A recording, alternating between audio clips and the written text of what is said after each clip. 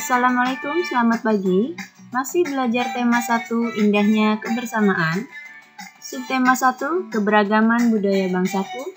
Pembelajaran 3, muatan pelajaran IPA dan bahasa Indonesia.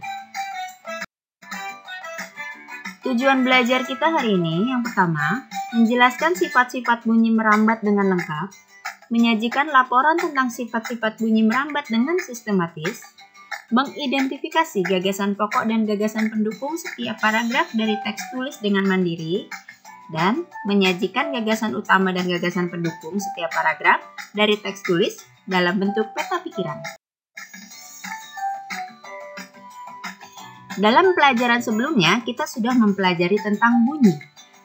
Bunyi dapat terdengar karena bunyi merambat. Ada beberapa sifat bunyi merambat.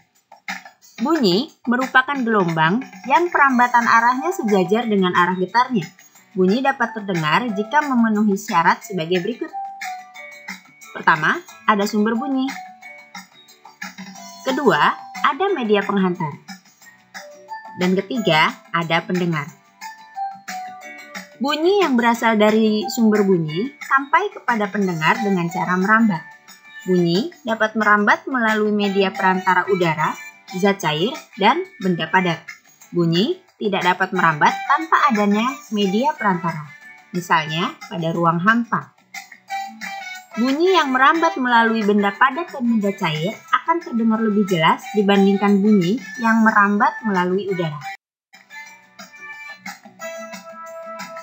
Nah, coba di rumah kamu mempraktekkan percobaan berikut.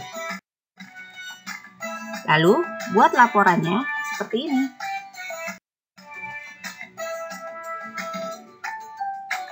Ada fakta-fakta perambatan bunyi dalam kehidupan kita sehari-hari. Yang pertama, bunyi merambat melalui media udara. Semua suara yang terdengar, misalnya saat bercakap-cakap dan suara gema di sekitar kita.